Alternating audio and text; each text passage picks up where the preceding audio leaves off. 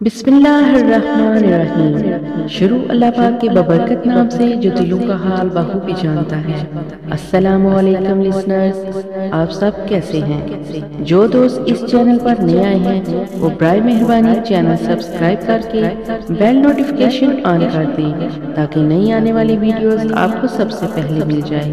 प्यारे लिसनर्स, आज मैं आपके लिए लाई हूँ अंबर नागमारियां सीरीज की किस्त नंबर 17 सरकटा बूट का पहला हिस्सा पेशे खिदमत करने जा रही हूँ। तो लिसनर्स, चले चलते हैं कहानी की तरफ।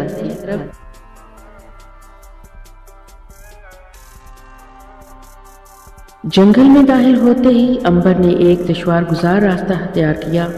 उसका ख्याल था कि इस तरह अपना पीछा करने वाले दुश्मनों की नज़रों से रूपोश हो सकेगा, मगर दुश्मन कच्ची गोलियां नहीं खेले हुए थे। राजा के सिपाही उस जंगल के चप्पे चप्पे से वाकिफ थे। दोनों दोस्त जंगल के गुंजान हिस्से में आ गए। यहाँ वो किसी ऐसी जगह की तलाश में थे जहाँ वो छुपकर सिपाहियों को धोखा दे सके, लेकिन दुश्मन के घोड़ों की आवाज़ बराबर उन्हें अपने पीछे सुनाई दे रही थी। ऐसी हालत में वो बच्चे के साथ उसकी माँ को भी काबू कर सकते थे। नाग ने एक टीले का मोड़ काट कर कहा, अंबर, तुम बच्चे को लेकर इस टीले के ऊपर छुप जाओ, मैं सिपाहियों का मुकाबला करता हूँ।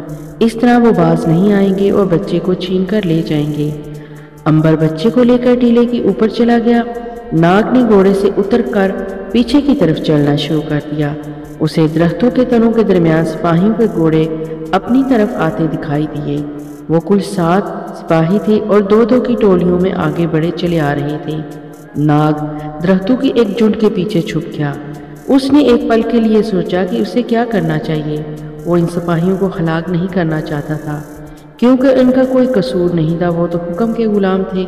राजा ने कहा कि फलां को पकड़ लाओ और वो रवाना हो गए।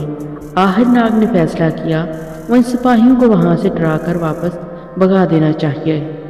उसने पलक झपकने के अंदर अंदर एक खौफनाक शेर का रूप धारा और जमीन के साथ मुंह लगाकर एक दहशतनाक धाड़ मारी।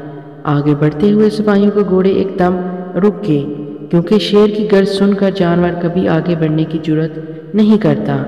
अभी सिपाही अपने घोड़ों को संभाल ही रहे थे कि शेर एकदम झाड़ियों में से निकलकर उनके सामने आ गया। बस फिर क्या था, शेर ने दोबारा गरज कर वहां अफरा तफरी मचा दी। शेर को देखकर घोड़े बिदक गए और सवारों को लेकर वापस दौड़ उठे। सिपाही भी अपने सामने एक बहुत बड़े जर्द धारीदार वाले शेर को देखकर डर गए थे। उन्होंने भी घोड़ों को वापस दौड़ाना शुरू कर दिया और जंगल के जनूबी हिस्से की तरफ से निकलकर दरिया के किनारे चले गए। जंगल घुड़सवारों से हाली हो गया। नाग ने वापस झाड़ियों में आकर इंसान की शक्ल इख्तियार की और टीले के नीचे खड़े होकर अंबर को आवाज़ दी। अंबर ने भी शेर की गर्ज सुन ली थी और वो सब कुछ समझ गया था। नाग की आवाज़ सुनकर वो पहाड़ी से नीचे उतर आया। आगे मैदान साफ था। वो बड़ा खुश हुआ। इसने अपनी तसल्ली के लिए सिर्फ इतना पूछा कि नाग ने शेर बांधकर किसी सिपाही को हलाक तो नहीं किया, क्योंकि वो भी किसी बेगुनाह का खून बहाने के खिलाफ था। नाग ने कहा, उन्हें मारने की क्या ज़रूरत थी, वो बेचारे तो मेरी एक गर्ज सुनकर ही दुम दबाकर भाग उठे। शाबाश, अब आओ जंगल में नताशा का ठिकाना तलाश करते हैं। दोनों दोस्त उस मकाम के करीब पहुंच गए जहां बच्चे की माँ और उसका बाप छुपे हुए थे। उन्होंने एक झोंपड़े को देखा। वहां एक बूढ़ा नारियल के छाल की रस्सियां बट रहा था। नाग और अंबर उसके पास गए। बूढ़े ने इन दोनों को देखा तो डर कर झोंपड़ी के अंदर जाने लगा। अंबर ने आगे बढ़कर कहा, बाबा, हमसे डरो नहीं, हम तुम्हारे दुश्मन नहीं हैं, सिर्फ हमारे सवाल का जवाब दे दो। बूढ़ा वहीं रुक गया और सहमी हुई नज़रों से देखकर बोला, तुम लोग कौन हो और मुझसे क्या पूछना चाहते हो? अंबर ने कहा, हमें इस बच्चे की माँ की तलाश है। इसका नाम नताशा है और वो शहर में एक ऐसी जगह रहती थी जहाँ अछूत अपने मुर्दों को जलाया करते थे। बूढ़ा समझ गया कि ये तो उसके छोटे भाई की बेटी के बारे में पूछ रहे हैं। उसने उठकर हाथ जोड़ा और कहा, ऐ खुदा के नेक बंदो, तुम जिस औरत के बारे में पूछ रहे हो मेरे भाई की बेटी है। तुम यहाँ बैठो, मैं अभी उसे लेकर आता हूँ। अंबर और नाग एक खाट पर बैठ गए। बूढ़े ने बच्चे को लेकर दूसरी खाट पर सुला दिया और खुद नताशा और उसके बाप को खड्ड में से इत्तला करने चला गया। थोड़ी देर बाद नताशा अपने बाप के साथ आ गई। उसने लपक कर अपने बच्चे को गले लगा लिया। उसकी आंखों से आंसू जारी हो गए। नताशा के बाप ने दोनों दोस्तों के پاؤں پر سر رکھ دیا اور کہا کہ وہ نیکی کے فرشتے ہیں۔ انہوں نے ایک دکھیاری ماں کے جگر کے ٹکڑے کو پھر سے ان سے ملا دیا۔ عنبر نے کہا بابا ہم نے اپنا فرض ادا کیا ہے، ہم نے بچے کی ماں سے وعدہ کیا تھا کہ اس کا بچہ اسے ضرور لا کر دیں گے، ہمارے راستے میں کتنی ہی تکلیفیں کیوں نہ اٹھانی پڑیں، ہم نے اپنا وعدہ پورا کیا۔ ناگ نے کہا نتاشا اب تمہارا فرض ہے کہ تم ماریا کے بارے میں ہمیں رہنمائی کرے اور ہمیں بتا دو کہ وہ کہاں ہوگی۔ نتاشا نے کہا اے نیک دل انسانوں، مجھ سے زندگی کا بہت بڑا گناہ ہو گیا ہے۔ جب میں نے روپے کی لالچ میں آ کر ماریا کو ڈاکو گووند کے حوالے کر دیا، کاش مجھے معلوم ہوتا کہ وہ تمہاری بہن ہے تو میں ایسا کبھی نہ کرتی۔ عنبر نے کہا جو ہونا تھا وہ ہو چکا، اب تم ہمیں ڈاکو گووند کا ٹھکانہ بتا دو، ہم اپنی بہن کو وہاں سے حاصل کر لیں گے۔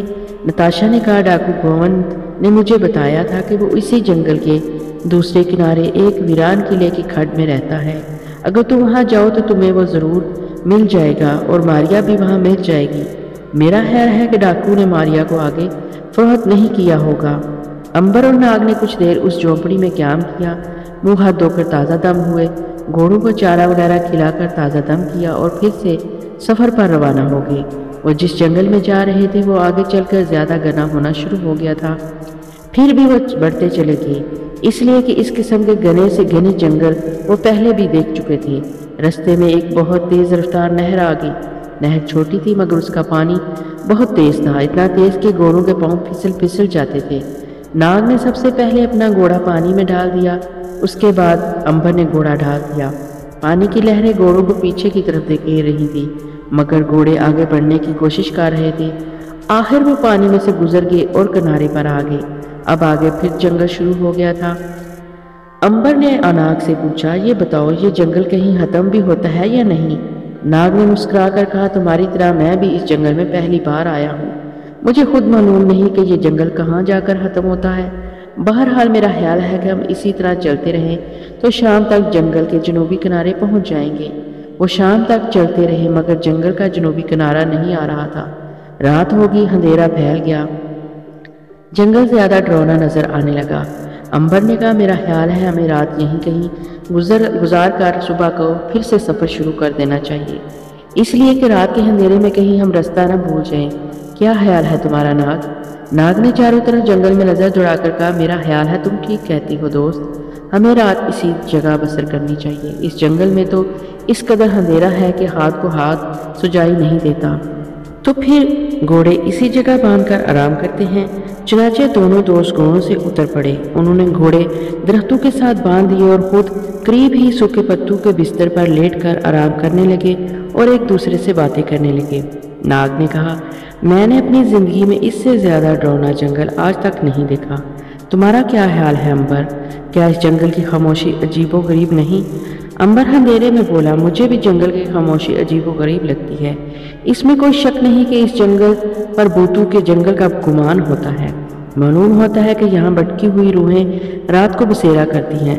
ناگ نے مسکرا کر کہا بھٹکی ہوئی روحیں ہمارا کچھ نہیں بگاڑ سکتی، اگر وہ ہم سے ملنے رات کو آ بھی گئی تو اپنے آپ ڈر کر بھاگ جائیں گی، اس لیے کہ ہم خود بھٹکے ہوئے بھوت ہیں۔ عنبر کہکا لگا کر ہنس پڑا، اس نے ناگ کی اس جملے کا بڑا لطف اٹھایا۔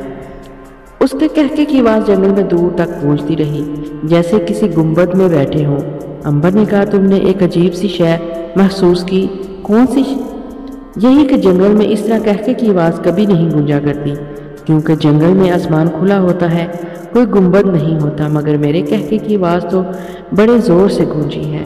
ناگ بولا ہاں یار یہ بات میں نے بھی محسوس کی ہے، لیکن ہو سکتا ہے جنگل میں ہوا کی ایک دم بند ہو جانے اور درختوں کے گنجان ہونے کی وجہ سے گونج پیدا ہو گئی ہو۔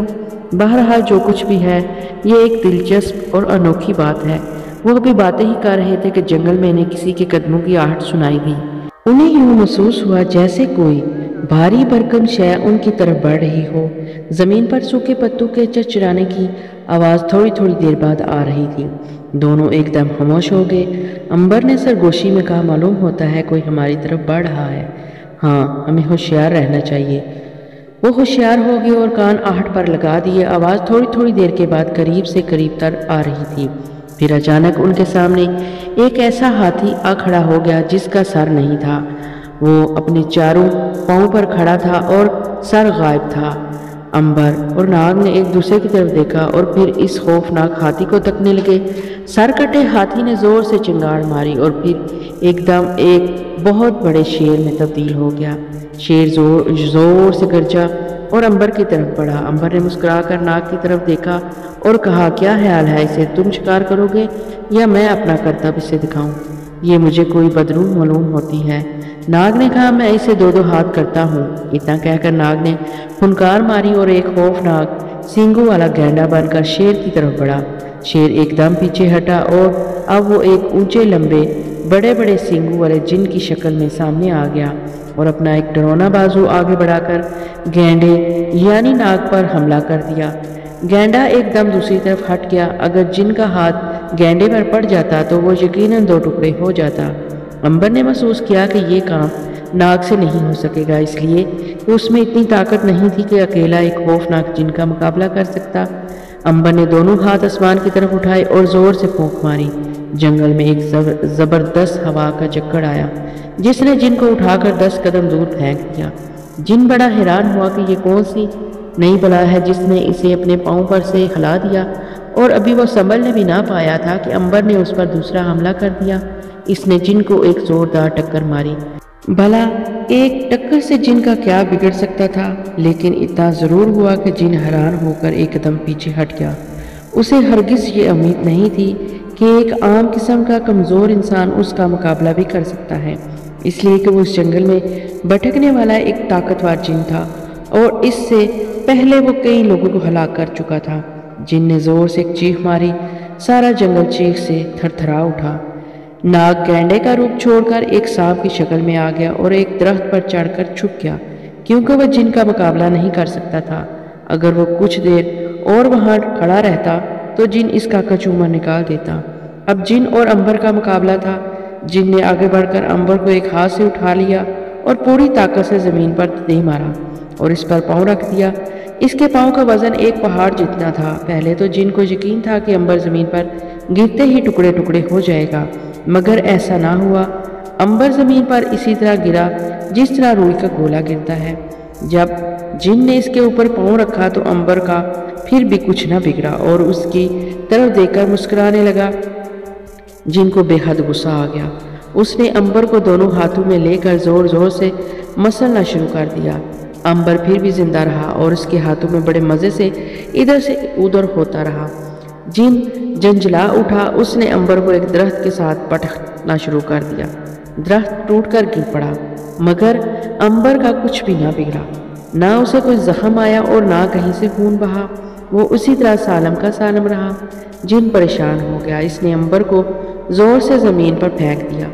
امبر کپڑے جھاڑ کر اٹھ کھڑا ہوا اور جن کی طرف دیکھ کر بولا، اے بدروح، کیا تمہیں اب بھی معلوم نہیں ہوا کہ میں کون ہوں اور مجھے موت کیوں نہیں آ رہی؟ جن نے ایک خوفناک گرج کے ساتھ کہا، تو کون ہے؟ امبر بولا، یہ ابھی تمہیں معلوم ہو جائے گا۔ تو نے مجھے ہلاک کرنے کی پوری کوشش کی، میں ہلاک نہیں ہوا۔ اب میں تمہیں ہلاک کرنے کی معمولی سی کوشش کروں گا، پھر دیکھوں گا تم کس طرح اپنا بچاؤ کرتے ہو۔ یہ کہہ کر امبر نے دونوں آنکھیں بند کر کے کنیز کی روح کو تصور میں ذہن میں لایا اور پھر درخت کی ایک ٹہنی توڑ کر زمین پر گاڑ دی۔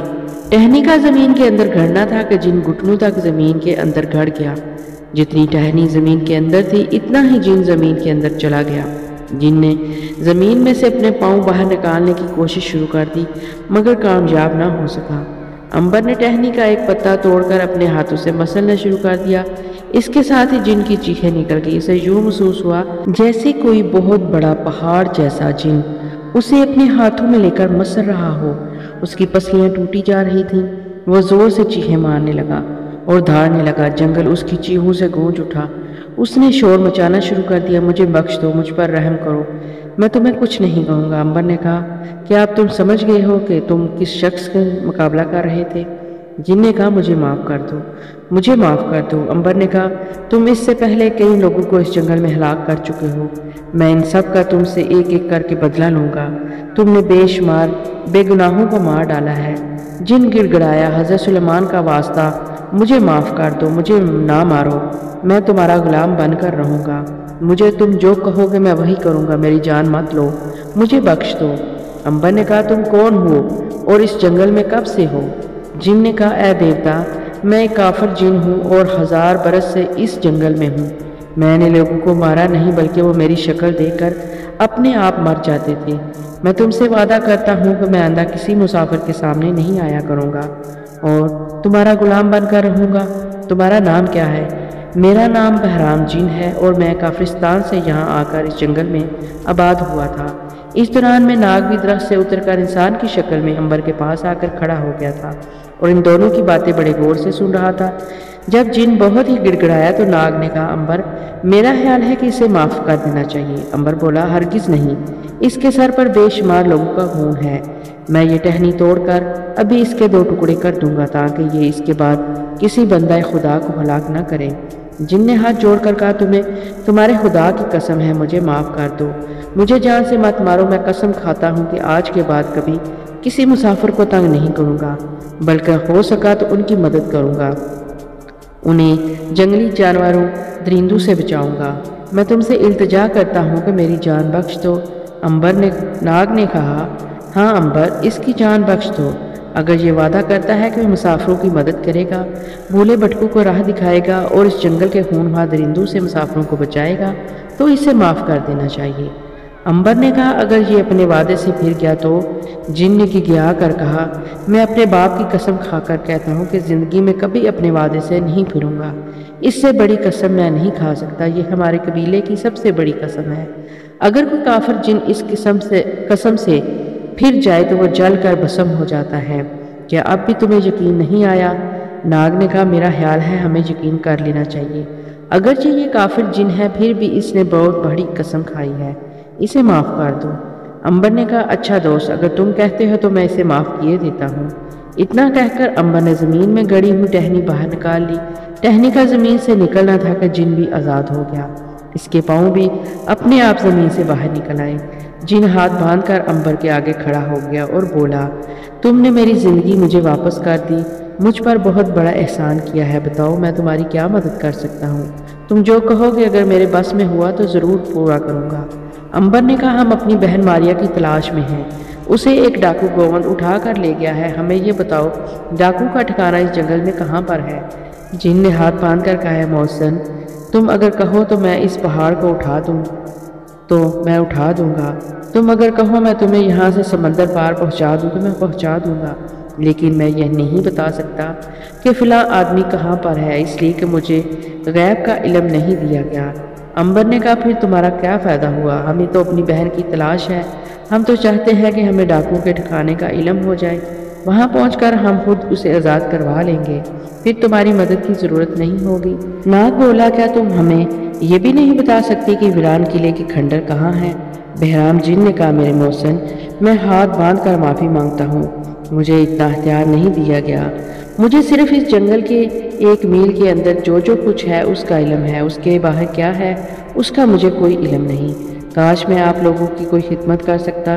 امبر اور ناگ ایک دوسرے کا منہ دیکھنے لگے، انہیں احساس ہو گیا کہ بہرام جن جھوٹ نہیں بول رہا، وہ بیچارہ مجبور ہے، اسے غیب کا علم نہیں ہے، اب سوائے اس کے اور کیا ہو سکتا ہے کہ وہ جن کو وہاں سے رخصت کر کے تھوڑی دیر آرام کرے اور صبح کو اکیلے ہی آگے چلے۔ امبر نے جن سے کہا اچھا اب تم جا سکتے ہو، اگر کبھی ہمیں تمہاری ضرورت پڑی تو ہم تمہیں کیسے بلائیں؟ جن نے کہا صرف میرا نام بہرام جن لے لینا ہی کافی ہوگا، میں حاضر ہو جاؤں گا اور مجھ سے جو مدد ہو سکی وہ کروں گا۔ بہرام جن نے امبر اور ناگ کو جھک کر سلام کیا اور غائب ہو گیا۔ اس کے جانے کے بعد جنگل میں ایک بار پھر گہری خاموشی چھا گئی۔ کچھ دیر امبر اور ناگ باتیں کرتے رہے، پھر وہ بھی سو گئے۔ ان کی آنکھ کھلی تو دھوپ نکل آئی تھی اور درختوں پر پرندے چہچہا رہے تھے۔ وہ اٹھے، ندی پر جا کر انہوں نے منہ ہاتھ دھویا، تھوڑے سے جنگلی پھل توڑ کر کھائے اور گھوڑوں پر سوار ہو کر روانہ ہو گئے۔ دونوں دوست سارا دن جنگل میں چلتے رہے، شام ہونے کو آگے مگر جنگل ختم ہونے کا نام ہی نہیں لے رہا تھا۔ دونوں کچھ پریشان سے ہو گئے کہ آخر یہ جنگل کب اور کہاں جا کر ختم ہوگا۔ اصل بات یہ تھی کہ وہ ایک غلط اور لمبے راستے پر آ گئے تھے اور نیم دائرے کی شکل میں جنگل میں سفر کر رہے تھے۔ اگر وہ سیدھے راستے پر رہتے تو اس وقت تک جنگل کے جنوبی کنارے پہنچ چکے ہوتے۔ بہرحال شام ایک بار پھر سر پر آ گئی، انہوں نے دوبارہ جنگل میں رات بسر کرنے کا فیصلہ کر لیا۔ کیونکہ سخت اندھیرے میں رات کو جنگل میں سفر کرنا بہت دشوار بات تھی۔ انہیں ایک ٹوٹی پھوٹی بارادری نظر آئی، قریب ہی ایک پرانا کنواں بھی تھا۔ وہ اس جگہ رک کے گھوڑوں کو جی بھر کر گھاس کھلایا، پانی پلایا اور خود بارادری کے ٹوٹے پھوٹے فرش پر کمبل بچھا کر لیٹ گئے اور باتیں کرنے لگے۔ ان کا یہ جنگل کا سفر کب ختم ہوگا؟ ناگ کا خیال تھا کہ وہ رستے سے بھٹک گئے ہیں۔ امبر نے کہا اگر بھٹک بھی گئے ہیں تو پھر بھی انہوں نے کافی فیصلہ طے کر لیا ہے، کل تک انہیں جنگل کے جنوبی کنارے پر پہنچ جانا چاہیے۔ ناگ نے کہا اس کا بھی یہی خیال ہے، خدا نے چاہا تو وہ اگلے روز اپنی منزل پر پہنچ جائیں گے۔ اس کے بعد وہ اپنی بھولی بھالی بہن ماریا کے بارے میں گفتگو کرتے رہے کہ خدا جانے بیچاری کس حال میں ہوگی، کہاں ہوگی، اس ظالم ڈاکو گورنر نے اس پر کیا کیا ظلم نہیں کیے ہوں گے۔ تھوڑی دیر باتیں کرنے کے بعد ناگ کو نیند آنے لگی۔ اس نے کہا یار مجھے تو نیند آ رہی ہے، میں سو رہا ہوں، چلو پھر میں بھی سو جاتا ہوں۔ نیند تو مجھے بھی نہیں آ رہی، لیکن کوشش کرتا ہوں کہ 2 گھڑی آرام کر لوں، کل پھر سفر کرنا ہے۔ ناگ تو اسی وقت ہراٹے لینے لگا۔ امبر جاگتا رہا، اسے نیند نہیں آ رہی تھی۔ اس کا خیال بار بار اپنی بہن ماریا کی طرف جا رہا تھا کہ نہ جانے بیچاری اس وقت کہاں ہوگی اور کس حالت میں ہوگی۔ وہ بارادری کے ٹوٹے پھوٹے فرش پر لیٹا سوچ رہا تھا کہ اچانک اسے یوں محسوس ہوا جیسے زلزلہ آ گیا ہو۔ بارادری ہل رہی تھی۔ ناگ بھی چونک کر اٹھ بیٹھا اور بولا یہ کیا ہو رہا ہے؟ بارادری کیوں ہل رہی ہے؟ میرا خیال ہے بھونچال آ گیا ہے، ہمیں چھت کے نیچے سے باہر آ جانا چاہیے۔ دونوں لپک کر چھت سے باہر آ گئے۔ ادھر گھوڑوں نے بھی درخت کے نیچے کھڑے کھڑے ڈر کر ہنہنانا شروع کر دیا۔ امبر اور ناگ ابھی سوچ ہی رہے تھے کہ یہ زلزلہ کب ختم ہوگا کہ ایک دم ایک درخت کٹ کر زمین پر گر پڑا۔ انہوں نے چونک کر درخت کی طرف دیکھا۔ یہ درخت پرانے کنویں کے پاس ہی کھڑا تھا۔ کنویں میں سے دھواں نکلنا شروع ہو گیا۔ امبر نے کہا ناگ یہ بھونچال نہیں ہے، یہ کچھ اور ہی معاملہ ہے۔ ناگ بھی بڑی حیرانی سے کنویں میں سے نکلتے ہوئے دھوئیں کو دیکھ رہا تھا۔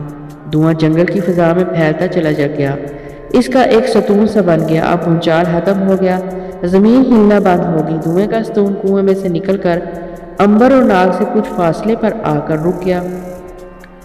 دونوں بڑے غور سے دھوئیں کے ستون کو دیکھنے لگے۔ ان کے دیکھتے ہی دیکھتے دھواں غائب ہو گیا اور اس کی جگہ ایک ایسا بھوت آ کر کھڑا ہو گیا جس کے ہاتھ 12 تھے اور پاؤں بھی 12 تھے، مگر سر غائب تھا۔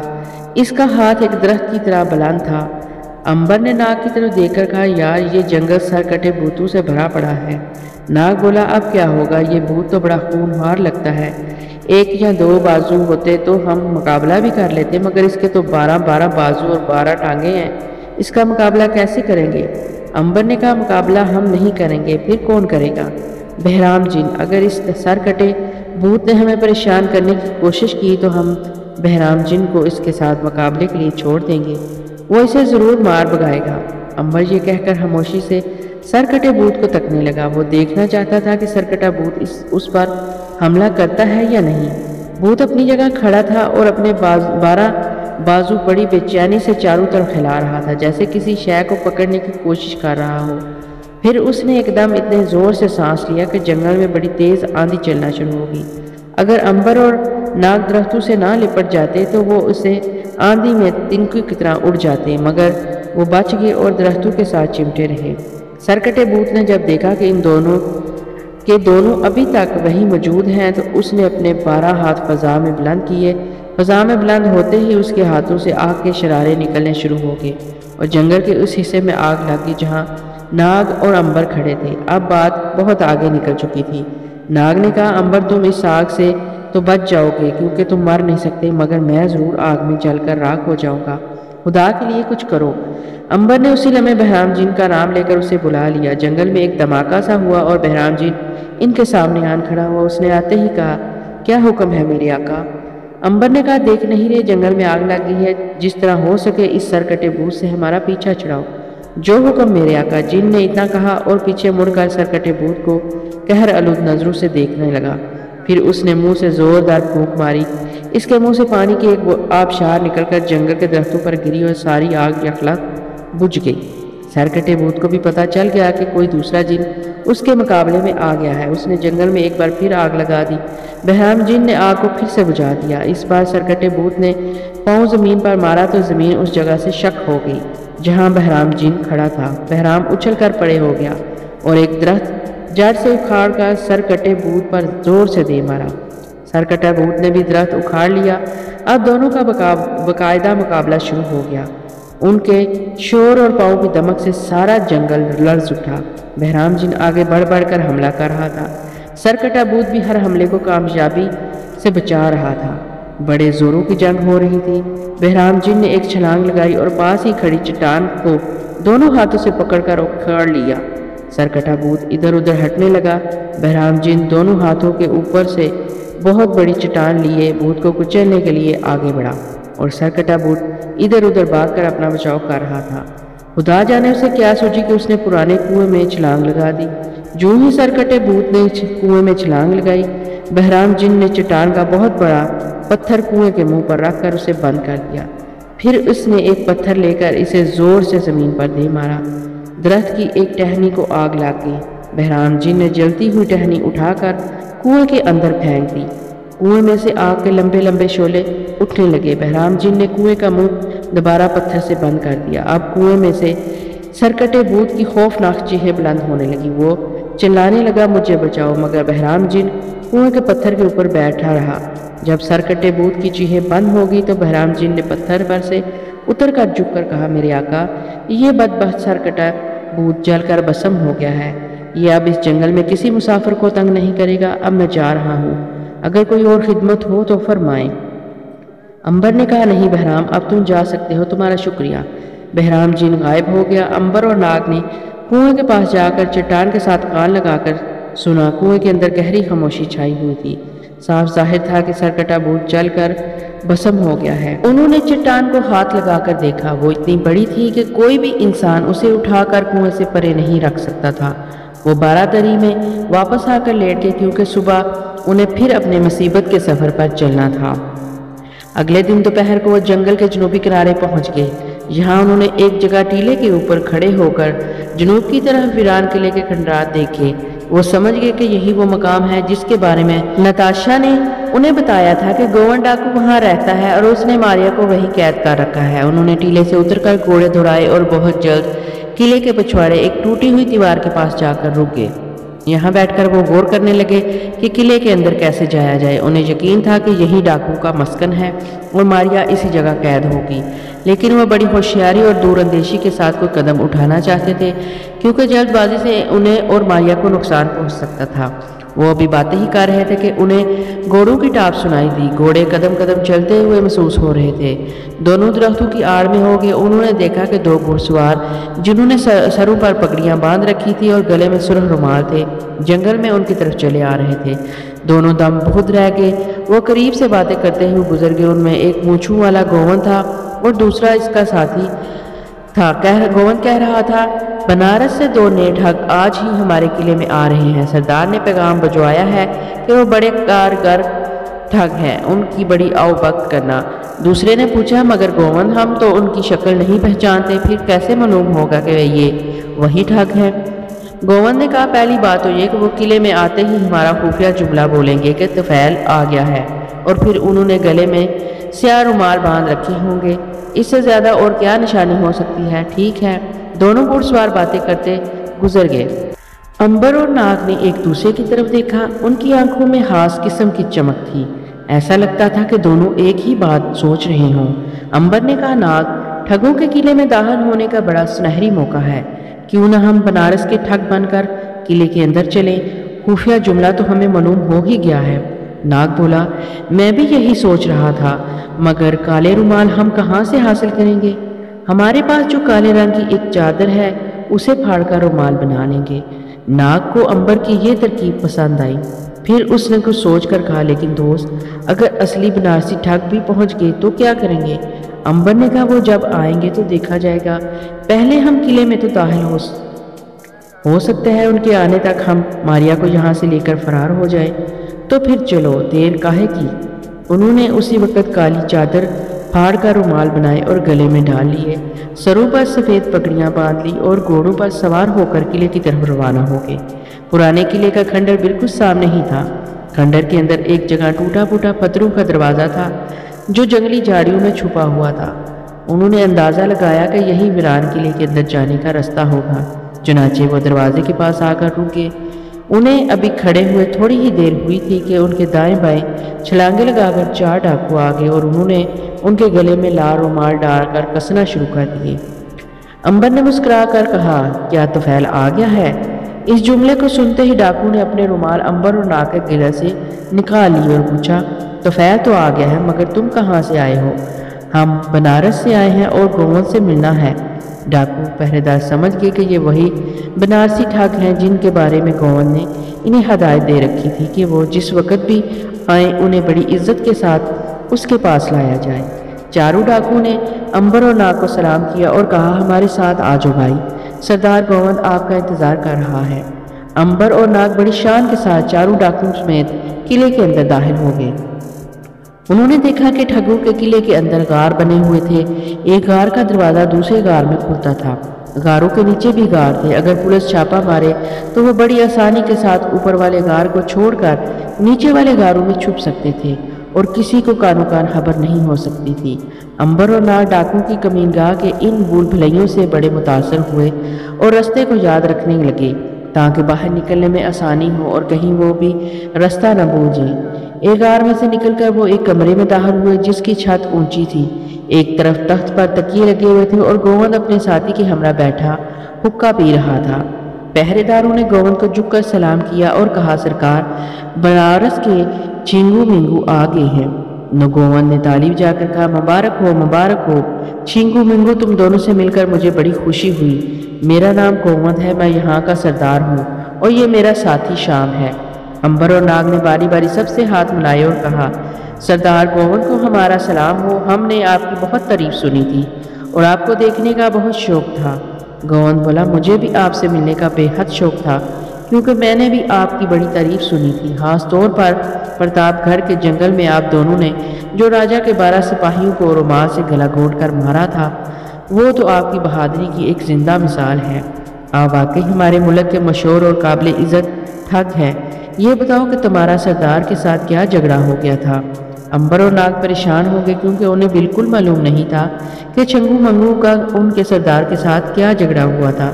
फिर भी अंबर ने अंदाज़ा लगाकर कहा, गोवंश, आपको तो मालूम ही है कि हमारा सरदार बड़ा गरूर करने लगा था और उसका दूसरे ठगों के साथ सलूक बुरा हो रहा था। फिर हमसे बर्दाश्त न हो सका क्योंकि हमारी वजह से सरदार ऐश कर रहा था। हमने एक एक दिन में 2-2 काफलों का माल लूट कर सरदार को दिया, मगर उसने हमारी कदर न की, इसलिए हमें उससे अलग होना पड़ा। गोवंश कहका लगाकर हंस पड़ा, बहुत हो, बहुत हो। तुम ठीक कहते हो, दलेर डाकू कभी किसी से नहीं डरता, मगर हम आपकी इज्जत करेंगे क्योंकि हम बहादुर डाकू की हमेशा इज्जत करते आए हैं। आप हमारी टोली में रहकर बहुत खुशी महसूस करेंगे और आपको यूं लगेगा जैसे आप अपने भाइयों में रह रहे हों। नाग ने कहा, हमें भी यही उम्मीद है कि आपके साथ हमारा दिल लग जाएगा।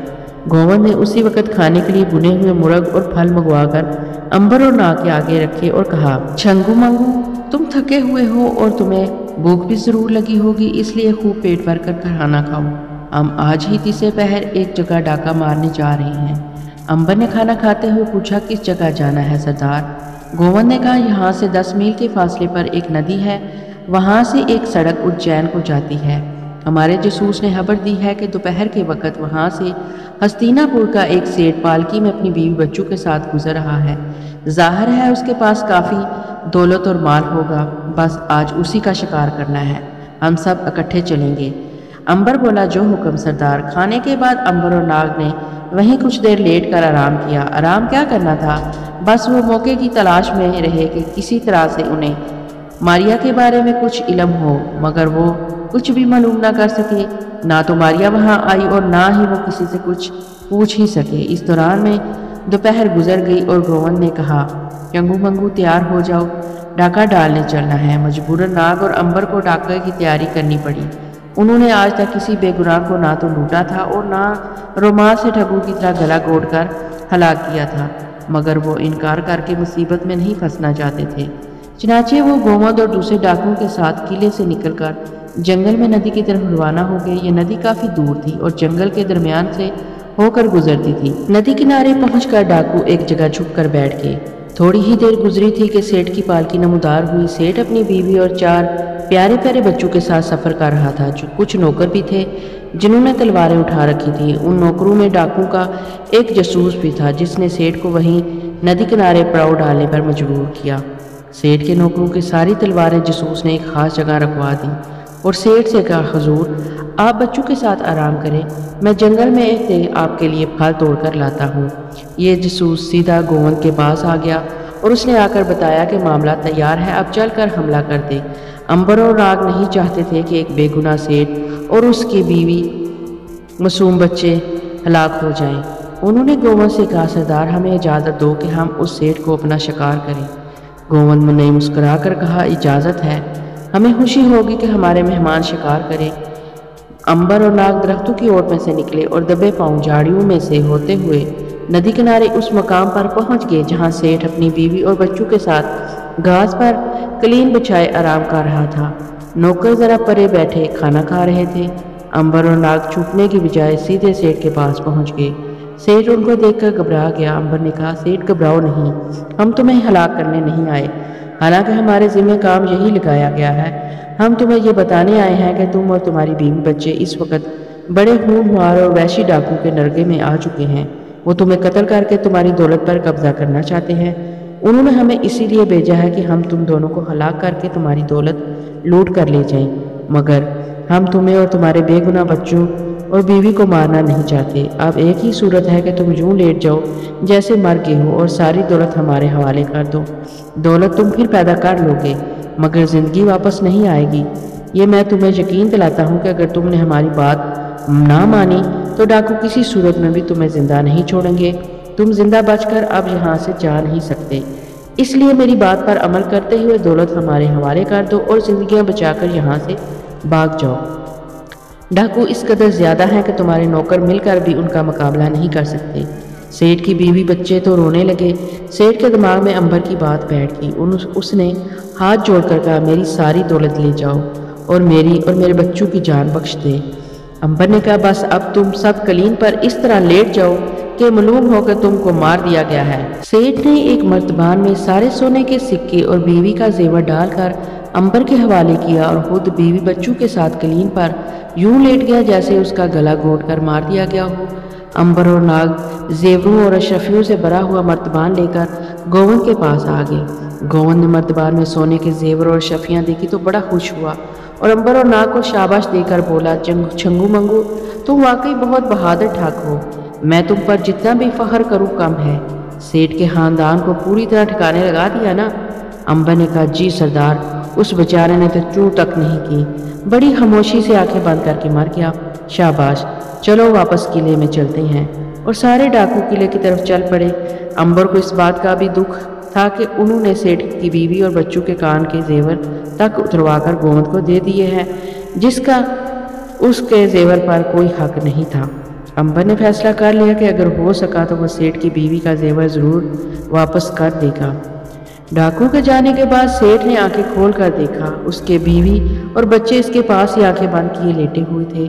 उसने जल्दी जल्दी उन्हें उठाया। नौकर डर के मारे एक तरफ दुबके बैठे हुए थे। सेठ ने खुदा का शुक्र अदा किया कि माल चला गया मगर उसकी जान बच गई। बूढ़े नौकर ने कहा, सेठ साहब घर जाकर काली बकरी की कुर्बानी दें। वो तो कोई नेक आदमी था जिसने आपको बचा लिया, वरना ये ठग तो किसी को नहीं छोड़ते। इनके लिए किसी का गला घोटकर मारना तो बाएं हाथ का खेल है। सेठ ने बाल बच्चों को साथ लिया और रातों रात सफ़र करता हुआ जंगल से बाहर निकल गया। उधर पुराने किले में रात को अंबर और नाग के पहले शिकार की खुशी में दावत दी गई। सालम बकरे भूनेंगे। आधी रात तक दावत जारी रही, फिर सब लोग सो गए। अंबर और नाग के सरदार गोवंद ने बड़ी तारीफ की। गोवंद ने कहा, सरदार, बड़ा सरदार जरताश जब आकर तुमसे मिलेगा तो बेहद खुश होगा। ये सुनकर दोनों दोस्त सर पकड़कर रह गए। तो गोया जरताश ठग इन डाकुओं का बड़ा सरदार था। अंबर और नाग को मालूम था कि जूं ही जरताश वहां पहुंचा वो उन दोनों को पहचान लेगा और फिर डाकुओं को धोखा देने के इल्ज़ाम में दोनों को मार दिया जाएगा। अभी तक उन्हें यह भी मालूम नहीं हो सका था कि मारिया है कहाँ पर। दूसरे उन्हें यह भी गम खाया जा रहा था कि जब असल छंगू मंगू बनारसी ठग वहाँ आ गए तो क्या होगा। अंबर ने कहा, मगर वो अभी तक आए क्यों नहीं? उन्हें तो आज शाम तक आ जाना चाहिए था।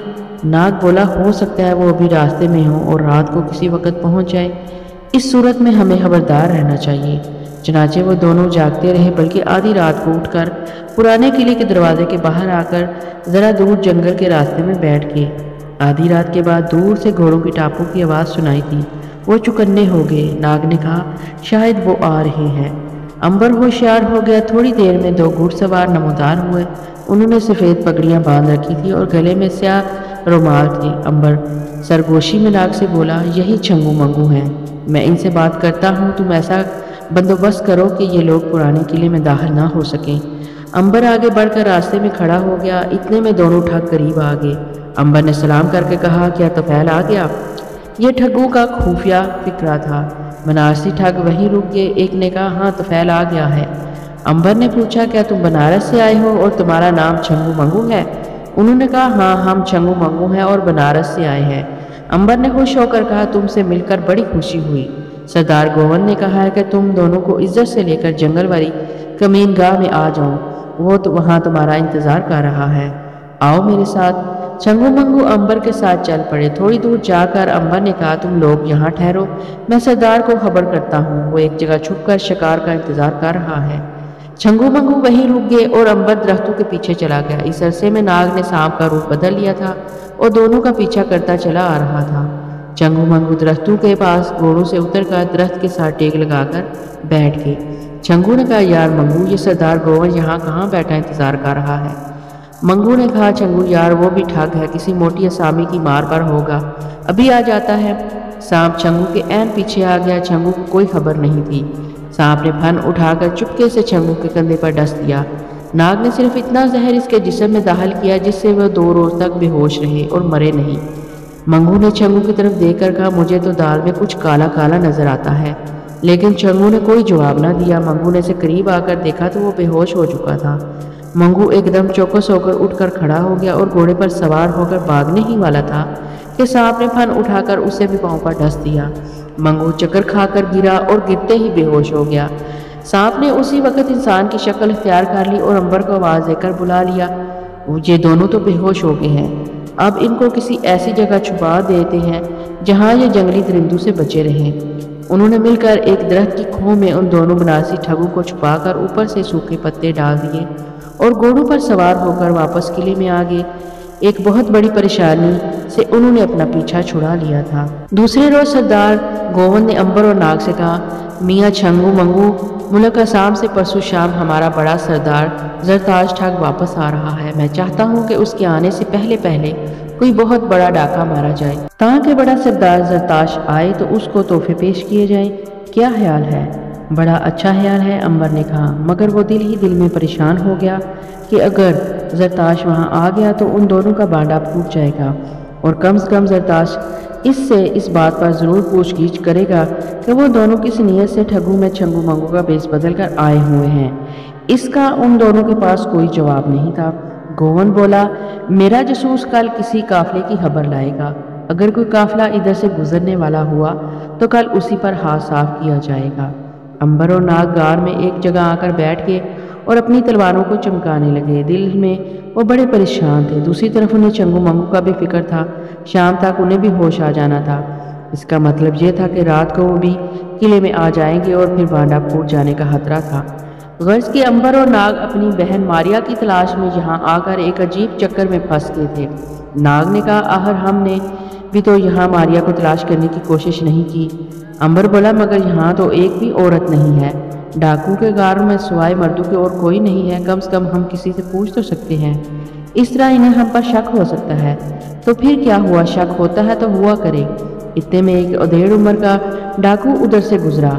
नाग ने उसे बुलाकर कहा, बाबा एक बात तो बताओ। डाकू रुक गया। अंबर ने गुस्से से नाग की तरफ देखा। नाग समझ गया कि अंबर नहीं चाहता कि किसी से मारिया का जिक्र किया जाए। वो डाकू से इधर उधर की बातें करके चुप हो गया। जब डाकू चला गया तो अंबर ने कहा, तुम ज़रूर मारिया को किसी मुसीबत में फंसाओगे, लेकिन आखिर हम कब तक यहाँ पड़े रहेंगे? कल नहीं तो परसों हमारा राज फाश हो ही जाएगा और सबको पता चल जाएगा कि हम डाकू नहीं हैं। अच्छा इन बातों को छोड़ो, पहले जंगल में चलकर छंगू मंगू की खबर लेते हैं कि कम वक्त कहीं इन्हें होश ही ना आ गया हो। दोनों उठकर जंगल में आ गए। इन दोनों के हाथों के तोते उड़ गए। जब उन्होंने देखा कि जिस जगह उन्होंने बे होश डाकू को छुपाया हुआ था वहाँ कोई भी नहीं है। वो जल्दी से किले की तरफ आए। अभी वो किले के दरवाजे पर ही थे कि सारे डाकू ने तलवारें निकालकर इन्हें घेरे में ले लिया। सरदार गोवंद ने चीख कर कहा, कौन हो तुम और यहाँ किसकी जासूसी करने आए थे? अंबर और नाग ने देखा कि असली छंगू मंगू सरदार गोवंद के पीछे खड़े थे। अब अंबर और नाग भला क्या जवाब देते? आएं बाएं शाएं करने लगे। गोवंद ने कहा, इनको कैद में डाल दो। बड़े सरदार के आने पर इनके सर कलम कर दिए जाएंगे। डाकू अंबर और नाग को सबसे निचली गार में लेकर चले गए और वहाँ एक कोठरी में बंद करके आगे बड़ा सा पत्थर रख दिया। दोनों दोस्त बेबस होकर रह गए। अंबर से नाग ने कहा कि वो बहराम जिन की मदद ले, मगर अंबर ने कहा कि जब तक मारिया का पता नहीं चलता जिन की मदद बेकार है। मारिया का पता अगर चल सकता है तो इन्हीं डाकू से ही पता चल सकता है, इसलिए हमारा यहाँ रहना बहुत ज़रूरी है। कम से कम उस वक़्त तक हमें यहीं रहना होगा जब तक हमें ये सुराग नहीं मिल जाता कि मारिया को इन लोगों ने कहाँ छुपा रखा है। दूसरे रोज़ बड़ा सरदार जरताश ठग भी वहाँ पहुँच गया। जब उसके सामने अंबर और नाग को पेश किया गया तो वो उन्हें फ़ौरन पहचान गया। हैरान होकर बोला, अच्छा तो तुम जासूस निकले। मैं भी हैरान था कि तुम इतनी दूर का सफ़र करके हमारे शहर क्यों आ रहे हो। बहुत अच्छा, तुम्हें जासूसी की सज़ा दी जाएगी, तुम्हें हमसे गद्दारी का मज़ा चखाया जाएगा। जरताश ने गोवंद को हुक्म दिया, गोवंद हुक्म सरदार। कल सुबह सूरज निकलते ही इन दोनों को किले की सबसे ऊपर वाली दीवार से नीचे खड्ड में गिरा दिया जाए। ऐसा ही होगा सरदार। अंबर और नाग को कैद में डालकर उन पर कड़ा पहरा लगा दिया गया। अब अंबर के लिए अपना कर्तव्य दिखाने का वक्त आ गया था। उसने नाग से कहा, मैं बहराम को अभी नहीं बुलाता, मैं उसे कल ठीक उस वक्त बुलाऊंगा जब ये लोग हमें किले की दीवार से नीचे गिरा रहे होंगे। नाग आएगा और अगर बहराम जिन ने आने में देर कर दी तो कम से कम मेरी हड्डी पसली तो एक हो जाएगी। भाई इसे अभी बुला लो, या कम से कम इसे बुलाकर यह कह दो कि कल सूरज निकलते ही यहाँ आ जाएगी। अंबर ने मुस्कुराकर कहा, तुम फिक्र न करो नाग, बहराम ठीक वक्त पर आ जाएगा। जूं तू करके रात गुजर गई। अभी दिन निकलने में कुछ देर बाकी थी कि डाकू इन दोनों को जंजीरों में जकड़कर किले की फसील के ऊपर ले गए। वहाँ बड़ा सरदार सरताश और गोवंद दूसरे सारे डाकुओं के साथ तमाशा देखने के लिए मौजूद थे। जरताश ने मुस्कुराकर कहा, बरखुरदार, अब जरा जरताश के साथ गद्दारी करने का मज़ा भी चख लो। तुम्हें मालूम नहीं कि मेरे नाम से मुल्क का बच्चा बच्चा कामता है। अंबर ने भी मुस्कुराकर कहा, जरताश, अगर तुम्हें ये मालूम हो जाए कि मैं कौन हूँ और तुम किसके साथ बात कर रहे हो तो अभी कांपने लगोगे। जरताश ने डांट कर कहा, बकवास बंद करो। अंबर बोला, अगर तुम मुझे ये बता दो कि मारिया कहाँ है तो मैं तुमको और तुम्हारे साथियों को माफ़ कर दूंगा। जरताश ने कहका लगाया, बदनसीब, तुम मुझे माफ़ करना चाहते हो? कमबख्त, अभी तुम्हारा जिस्म टुकड़े टुकड़े होकर नीचे खड्ड में पड़ा होगा। तुम्हारी हैसियत ही क्या है मेरे सामने? अंबर ने कहा, अब भी वक्त है, सोच लो। मैं तुम्हें कुछ देर की मोहलत देता हूँ, फिर मुझसे शिकायत न करना, क्योंकि तुम सब लोगों की मौत का वक्त करीब करीब आ रहा है। जरताश ने आगे बढ़कर बड़े ज़ोर से अंबर के मुंह पर तमाचा मार दिया। अंबर को तो कुछ नहीं हुआ, लेकिन जरताश को यूं लगा जैसे उसने किसी पत्थर की सिल पर हाथ मार दिया हो। वो कुछ हैरान ज़रूर हुआ, मगर फिर गुस्से में आकर बोला, इनके सर कलम कर दिए जाएं। जलाद तलवार लेकर आगे बढ़ा। नाग ने अंबर की तरफ देखा। अंबर ने फ़ौरन आंखें बंद करके बहराम जिन का ख्याल जहन में बांधा। जिन सामने आ गया। जिन सिवाय अंबर के और किसी को नज़र नहीं आ रहा था। जिन ने झुक कर कहा, क्या हुक्म है मेरे आका? अंबर ने कहा, ये लोग हमें कत्ल करना चाहते हैं, इन्हें इस गुस्ताखी का मज़ा चखाओ। बहराम जिन बोला, मेरे आका, क्या किसी की जान बचानी भी है या सबको हलाक कर दूं? अंबर ने कहा, सिर्फ जरताश ठग को ना मारना, बाकी लोगों ने सैकड़ों बेगुनाहों के खून किए हैं, उन्हें उनके गुनाहों की सज़ा ज़रूर मिलनी चाहिए। अंबर जरताश को इसलिए बचाना चाहता था कि उसके ख्याल के मुताबिक उसे मारिया के बारे में इल्म था कि वो कहाँ है, हालांकि जरताश को कुछ मालूम नहीं था। मारिया के बारे में सिर्फ गोवंद ही जानता था कि वो राजा संग्राम के महल में है। जिन ने अदब से सर झुकाकर कहा, अभी हुक्म की तमील होती है। उधर जरताश ने चीख कर कहा, जलाद, तू मुँह क्या देख रहा है? आगे बढ़कर इन कमबख्तों के सर क्यों नहीं कलम करता? जलाद ने आगे बढ़कर तलवार ऊपर उठाई। वो घूमकर अंबर की गर्दन पर मारने ही वाला था कि किसी ने इसे उठाकर नीचे गहरी खड्ड में गिरा दिया। जल्लाद की खौफनाक चीख देख तक सुनाई देती रही। जरताश उठकर खड़ा हो गया। बहराम जिन ने अब डाकुओं को एक एक करके उठाकर नीचे खड्ड में गिराना शुरू कर दिया। नीचे गिरते ही डाकुओं के जिस्म के टुकड़े हो जाते।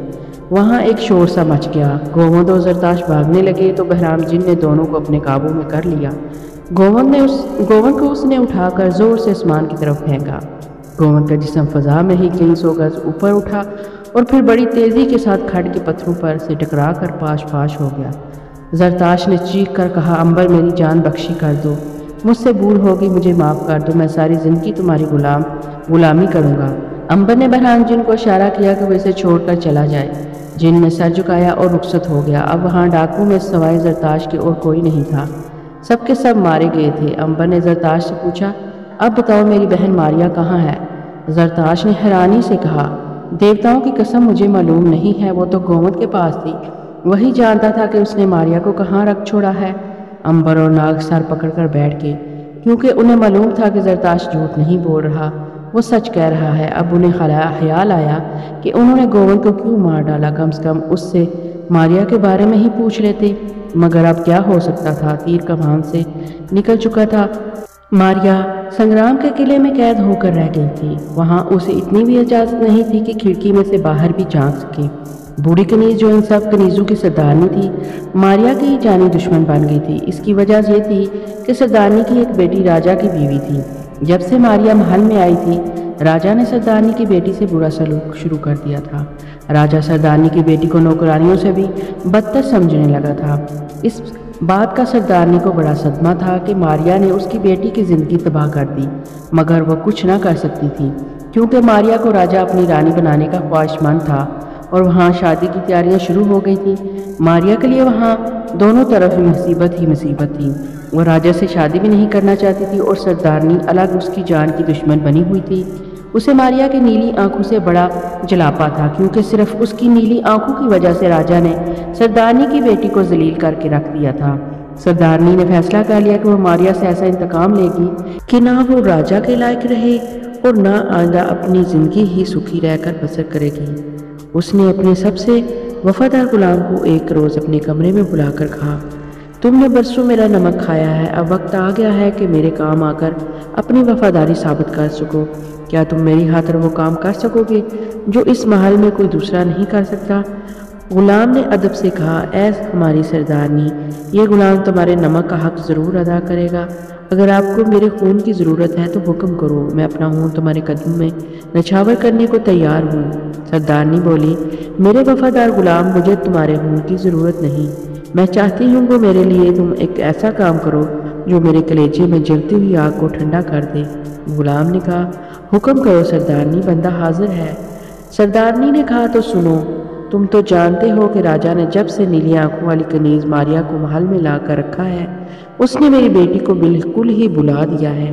कल तक मेरी बेटी राजा की आंखों का तारा थी और इस महल में उसका नाम का सिक्का चलता था, मगर मारिया के आने के बाद वो जलील हो गई है और राजा ने उसके साथ लौंडियों से भी बदतर सलूक शुरू कर दिया है। आप बिल्कुल ठीक कह रही हैं सरदारनी, इसे मैंने भी महसूस किया है कि अब रानी की वो हैसियत नहीं रही। राजा आपकी बेटी की सबके सामने बेइज्जती कर देता है। सरदारनी ने गुस्से में कहा, मैं ये हरगिज़ गवारा नहीं कर सकती कि मेरी आंखों के सामने मेरी बेटी की ज़िंदगी बर्बाद हो। मेरी बेटी की बर्बादी का बायस सिर्फ मारिया की नीली आंखें हैं। अब मैं तुमसे जो काम लेना चाहती हूँ उसे गौर से सुनो। मैं चाहती हूँ कि तुम किसी बहाने मारिया को किले से बाहर जंगल में ले जाओ और वहाँ जाकर उसे कुल्हाड़े से टुकड़े टुकड़े करके इसकी नीली आंखें निकाल कर मुझे ला दो, ताकि मेरे दिल की आग को ठंडक नसीब हो और मेरी बेटी महल में फिर से वही पुरानी इज्जत हासिल कर ले। गुलाम ने झुक कर कहा, यह तो कोई मुश्किल बात ही नहीं सरदारनी, आप जिस वक्त हुक्म करें मैं ये काम सर अंजाम दे दूंगा। सरदारनी ने कहा, मैं चाहती हूँ कि तुम कल सुबह सुबह मारिया को अपने साथ जंगल में ले जाओ। उसे कहो कि इस जंगल में उसका एक भाई उसका इंतज़ार कर रहा है। वो अपने भाइयों की याद में अक्सर रोती रहती है। वो बहुत खुशी से तुम्हारे साथ चलने को तैयार हो जाएगी। बस जंगल में जाकर इसका काम तमाम कर दो और उसकी नीली आंखें निकाल कर लाकर मुझे दे दो, मगर याद रखो ये काम बड़ी राजदारी के साथ होना चाहिए। गुलाम ने कहा, ऐसा ही होगा सरदारनी जी, अब बिल्कुल फिक्र न करें, किसी को कानो कान खबर नहीं होगी कि मारिया कहाँ चली गई। राजा यही समझेगा कि वो चुपके से महल से निकल कर भाग गई।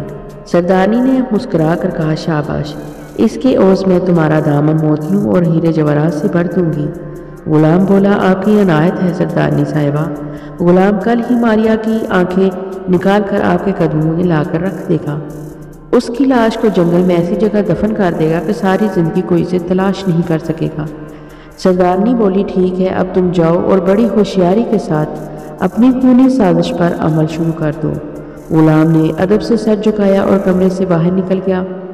سردارنی کو یقین ہو گیا کہ اب ماریا اس کے انتقام سے نہیں بچ سکے گی اور اس کی اپنی بیٹی کی زندگی تباہ و برباد ہونے سے بچ جائے گی۔